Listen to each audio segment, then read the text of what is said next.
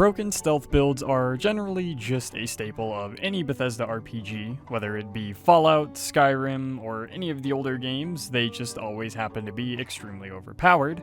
So that's why today I wanted to see what happens if we use a stealth-based weapon without being a stealth build. Can you beat Fallout New Vegas with only the silenced 22 pistol?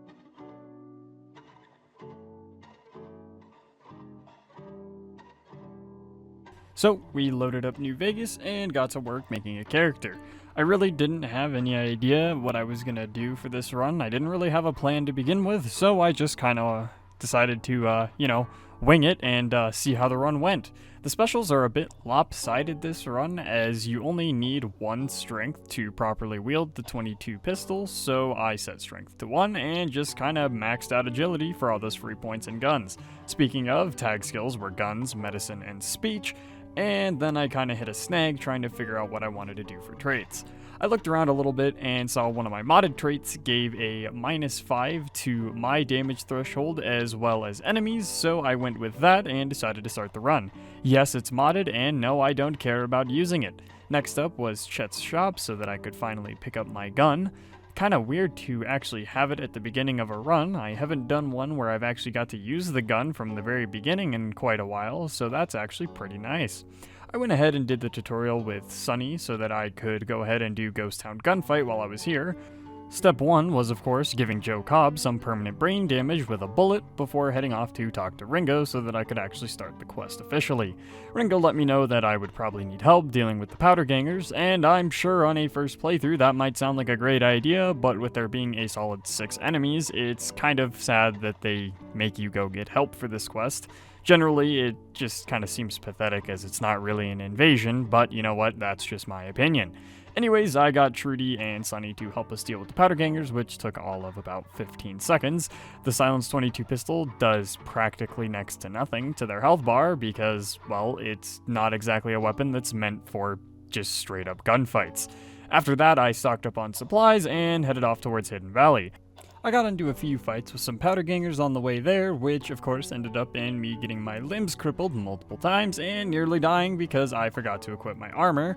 I did, decide to equip it about halfway into the fight, but, by then I'd already wasted plenty of healing items that I definitely shouldn't have wasted that early on. I saw 2 dynamite come at my face and pretty much shit myself before nearly dying to 2 more powder gangers and then stepping on a couple landmines. After that, I finally arrived at Hidden Valley, promptly AFK'd for about 3 hours while leaving my recording on, and then when I came back, I just continued working my way towards the strip. I did spend some time trying to kill off the centaurs outside of Black Mountain, which actually didn't go too bad. I just used my hollow point rounds that I had bought previously, and then decided that I was going to murder Tabitha to see, how good the pistol was. Spoiler alert, it sucked pretty hard. She did die eventually though. It took me nearly 2 or 3 mags to kill her, and then I killed all of the Nightkin outside as well because I wanted that sweet, sweet early experience. Now let's talk about sneak builds. I'm not going to be doing a sneak build this run for the most part. I will be using sneak attacks here and there just a handful of times, but I do that on practically any challenge, whether or not the weapon is meant for stealth. I don't really care if it's a stealth weapon by default. I just use sneak attacks here and there for specific scenarios if it fits. So with that out of the way, we're going to move on to when I fought some NCR deserters and then promptly got interrupted by a random NCR trooper. I didn't really like that they followed me for some reason just to interrupt me. It was kind of annoying, so I figured the only path for them to take was the path of death. I murdered them and then headed over to the gun runners so that I could pick up some more ammo and other supplies. This was actually great for me because the gun runners stock a good amount of ammo so that I wouldn't have to sit there and constantly reset every time I needed to restock on ammo. Of course, what better way to test my ammo and make sure that the bullets worked than by killing my favorite NPC for a free suit of combat armor. I then decided to go on a bit of a killing rampage in Freeside. I'm not entirely sure why, I just decided to start randomly killing civilians and, a bunch of other people. Normally, I don't go on killing rampages, except for the fact that that's a big fat lie during any of these challenge runs, but I figured, let's make the most of this pistol while I have it.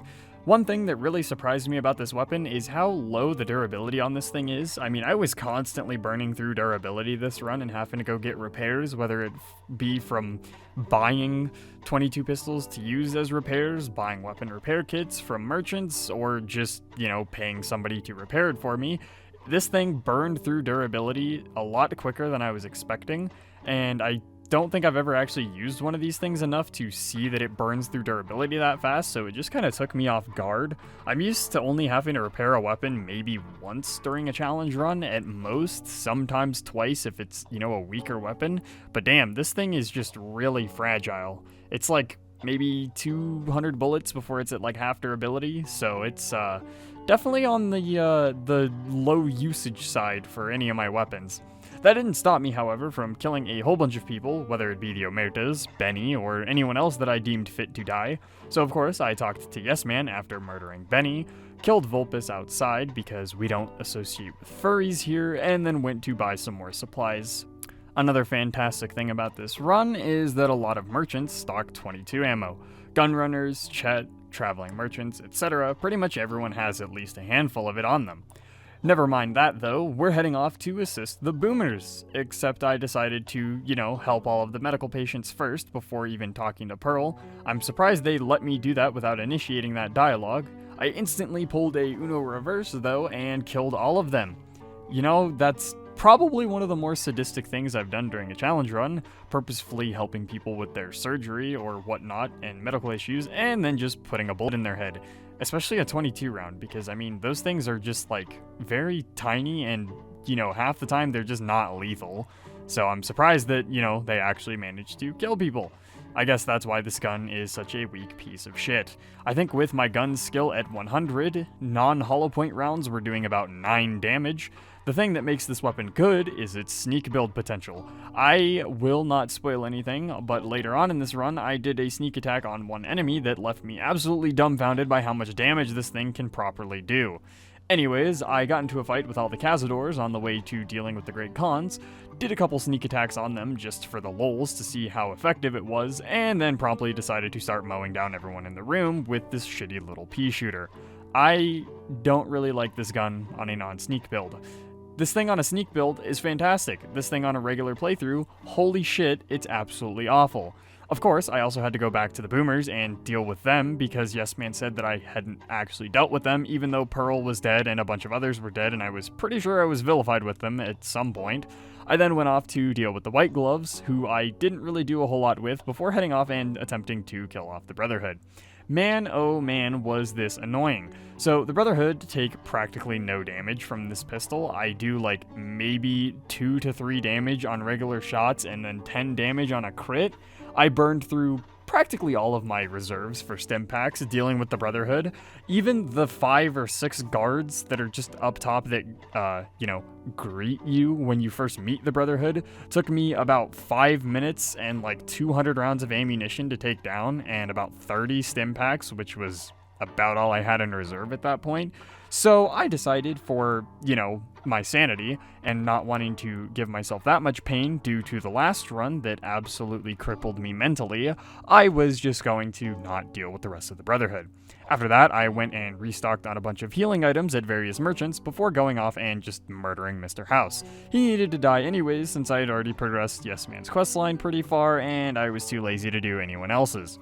So I had to go back to the White Gloves because I neglected to kill their leaders the first time I was in there, so of course that's what I did while I was there. Went back to Yes Man since all the factions were dealt with and told him that he could come join me at the Lucky 38 since I had just promptly gotten done executing Mr. House. And of course, I got to sit through the best cutscene in video game history. I mean, just look at it. Who doesn't love this? I love sitting here and watching this every single playthrough. God, I hate it. Anyways, I went to El Dorado after that and got through there in about 10 seconds flat, which is one of the fastest things I've done in this run, considering everything else is painfully slow with how little damage this pistol does, and went to the second battle of Hoover Dam. The Great Khans there didn't really stand a chance, considering they have basically no damage resistance, but boy oh boy were the Centurions a pain in the ass to take down. After that, the one enemy that I was surprised sneak attacks worked on this run was one of the NCR heavy troopers. I didn't really think I could one-shot an enemy in power armor with this thing, but goddamn did that surprise me. This little pistol can do some work on a sneak build.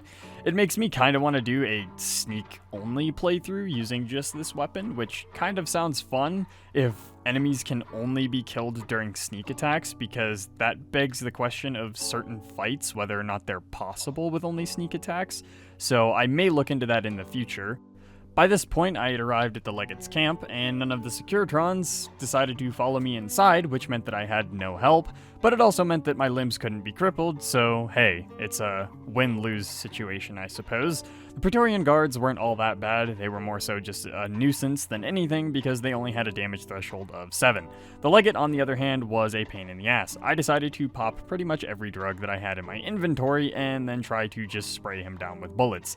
This did not go great the first few attempts. I got harassed by him and the guards pretty frequently on my first couple attempts because I got very unlucky with crits and such, and I was surprised because half the time the guards don't actually decide to attack me, and then half the time they do whenever I fight the Legate this way. For some reason, I don't know why, they happen to not attack me on certain runs. I wonder if it's just how much damage I'm dealing to the Legate or something. I honestly don't have a concrete answer for that. But the Legate went down eventually, and then came the hard part of running around the camp, dealing with about 5 guards that all had really hard-hitting weapons, and getting my limbs broke constantly while being chased around. I eventually managed to kill most of them, going from about 80% durability to under half, and blowing through most of my reserve ammo before General Oliver arrived and I could deal with the NCR. I, of course, bravely and valiantly helped my Securitron allies deal with the NCR troopers before helping Yes Man execute General Oliver. All that was left to do was for me to talk to Yes Man and beat the game. So with that, I beat Fallout New Vegas using only the Silenced 22 pistol on a mostly non-sneak build. There were a couple sneak attacks in there, but I didn't make it the primary focus of the challenge. As always, thank you guys so much for watching. I hope you all enjoyed the video. If you have any suggestions, please leave them in the comments below. I always look forward to whatever you guys suggest for me to torture myself with. But thank you all again for the support and helping the channel grow lately. The growth has been absolutely fantastic. I appreciate each and every one of you for helping me make this a full-time thing, and I hope you all have a wonderful rest of your day.